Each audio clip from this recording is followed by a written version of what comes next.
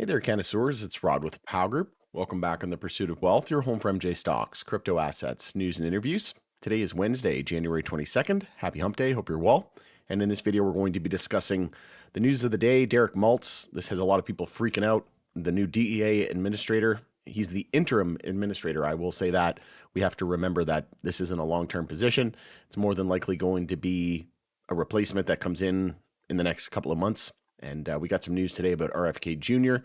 There's going to be a hearing at the end of the month. We'll take a look at the MSOS chart, and we'll see all of the talking heads. The media was just pumping this out left, right, and center. So we just continue to see the sector be beaten down. But I do think that we're going to see massive reform here over the next couple of years, and a lot of people are very skeptical of that. But it's generally when the herd and the masses are skeptical and they think that something's never going to recover, if the sector's never going to recover, that's generally where we should be expecting the opposite. Before we get to it though, make sure to smash the like. It helps support me in the channel. If you're new, you can subscribe, tick the bell, you'll be notified on any future content. And as always, this is not financial advice. This is for entertainment purposes only. You can also follow us over on X, formerly Twitter. Handle for that is @GroupPow. Going to be using that as my platform of choice going forward.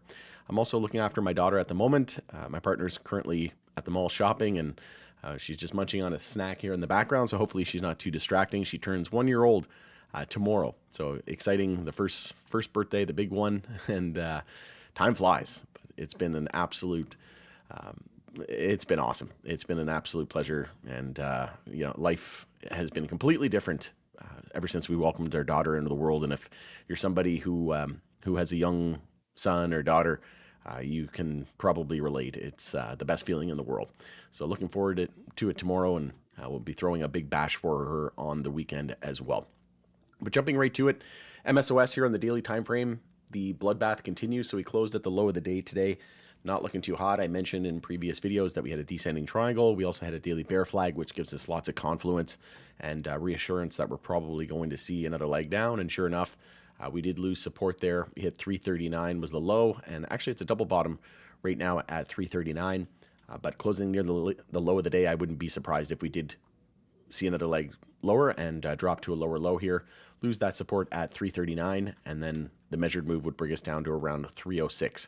So that means we could see about another 10%, just under 10% of downside from here. But again, sometimes we overshoot, undershoot. It's still going to be a while before we see that daily EMA 12 and 26 bull cross as well. So all signs pointing to another leg down at this point. And Trump, Trump hasn't said anything with regards to MJ yet, but he also hasn't said anything with regards to crypto. Well, he's been saying more stuff with regards to crypto, but we haven't seen any executive order or anything like that, which he promised day one. So I think, again, crypto will continue to steal the spotlight. And we're just coming on the end of that bull market, right? So I think we're going to see crypto, big tech, AI continue to steal the show, and we should see MJ start to reap the rewards here as a result of them finishing their blow off top and bull market and entering a bear market. But Trump's choice as interim DEA leader is an MJ rescheduling skeptic, and that's none other than Derek Maltz. So again, this is an interim DEA leader. This has a lot of people freaking out. Tons of news companies reporting about it as well. We have the MJ Herald saying the DEA has a new acting administrator. So it is just that. It's an acting administrator and an interim admin. So we should see a permanent replacement. Could he potentially be the nomination for a permanent replacement? That's possible, but I don't think so. I think they'll probably appoint somebody else.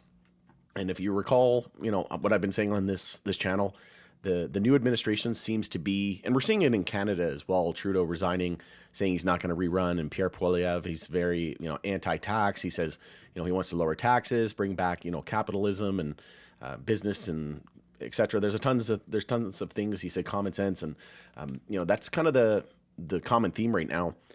Even in the U.S., right, we see Donald Trump calls for common sense at inauguration ball speech, and he's pro-business, pro common sense, pro business, pro the American people, and he's already voiced his opinion for Amendment 3 whenever that was on the ballot.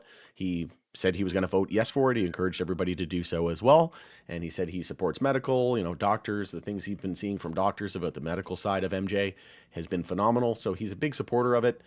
He said he supports rescheduling and safe banking, and then we're probably going to more than likely see uplisting to the NYSE and the NASDAQ, some sort of safe harbor. But the fact that we're in this common sense era really tells me that we're going to see some reform here at some point over the next couple of years, and it's more than likely going to be legalization of medical, rescheduling. Whether or not we get rescheduling and they just try to deschedule, that's another option as well. We know that, I think it was Chris Christie said that Trump will attempt to deschedule. We know that Elizabeth Warren, very powerful senator out of Massachusetts, she thinks that it should be legalized and descheduled. So we have, the writing is on the wall. We just need to get it across the finish line. And again, all signs are pointing to major reform coming. And again, this just common sense, right? It's common sense. It's from a scientific perspective, it makes sense. And from a common sense perspective, it makes sense because that's what the people want, right? Even at Florida, whenever they had the vote, it came in at 57% and we needed 60%. 60% threshold is very difficult to reach, super majority. So, some states are only 50%, but that was a tough pill to swallow. But I posted a video not too long ago that Florida will attempt again, and they're going to be looking to put MJ legalization on the ballot for 2026. So all hope is not lost. We just have to be a little bit more patient, something we know all too well in this industry.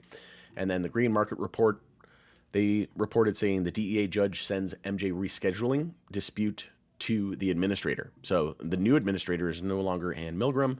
It's going to be Derek Maltz. So we'll see what happens with this, if there's any kind of movement on it, or if we have to wait until a new administrator is appointed, a permanent one.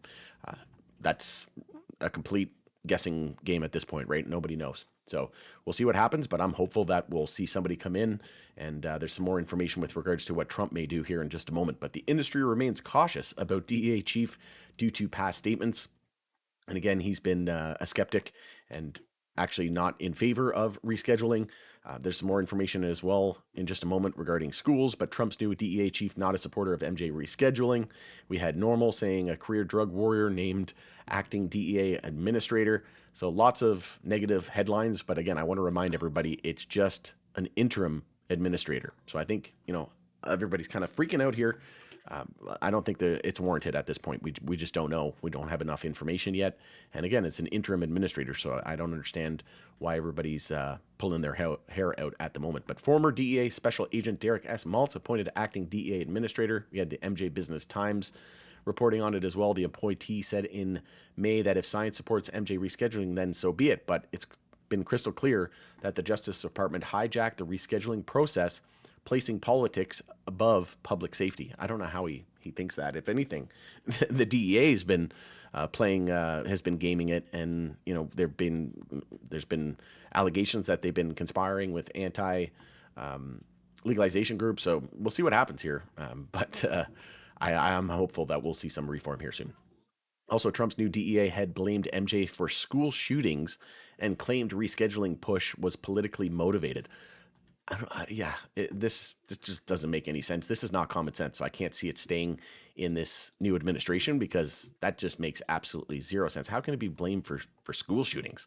It's been legal here for over 6 years in Canada, and I've never seen a single school shooting or read about it, heard about it in Canada.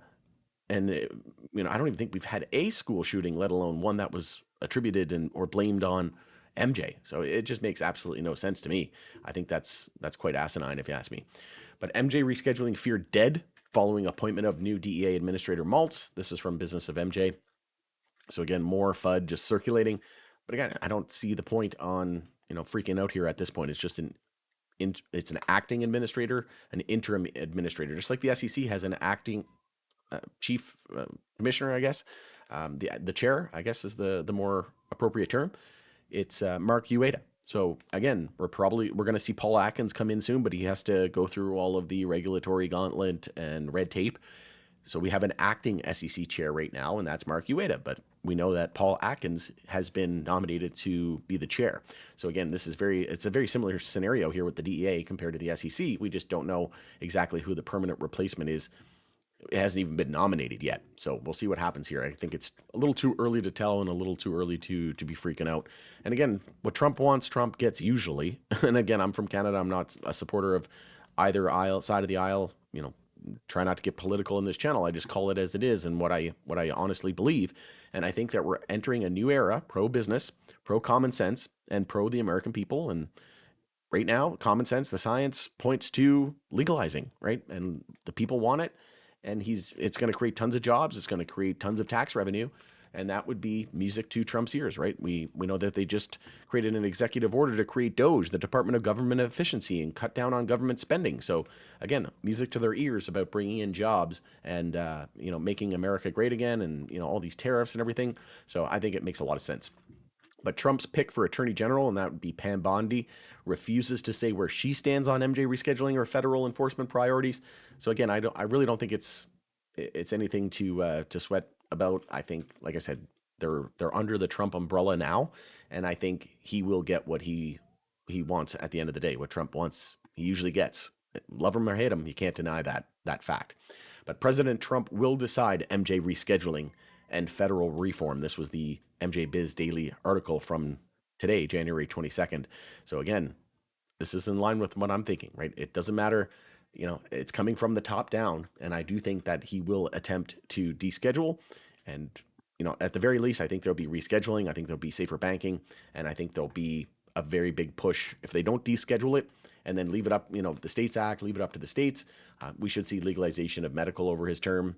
I'm skeptical about full-blown descheduling and legalization, but you never know. Things can happen rather quickly. And again, when the whole retail space and the whole industry media is saying, all of this FUD, and you can't help but wonder and start to think of the opposite, right? Be that contrarian type of view, right? But RFK Jr. to face key Senate committee hearings next week, and there'll be a Senate Finance Committee hearing on the nomination. That will be on January 29th, per an announcement obtained by Stat. The Senate Health Committee is expected to hold a courtesy hearing on January 30th, and we'll see what happens, whether or not they advance his nominations to the full Senate. I can't see why they wouldn't. And then there was some other news here with regards to Mike Tyson and Weldon Angelos. This was reported by the MJ Herald. Those two are optimistic that Trump will reform MJ laws. So Mike Tyson, renowned boxing champion and MJ entrepreneur, and Weldon Angelos, who received a full presidential pardon for MJ offenses, say they're optimistic about President Donald Trump's recent support for MJ reforms. And I share the same optimism. But let me know your thoughts and opinions in the comment section below. We'll continue the conversation there. It's Rod with Pow Group. Thanks again for joining us on The Pursuit of Wealth, and we'll see you again on the next video.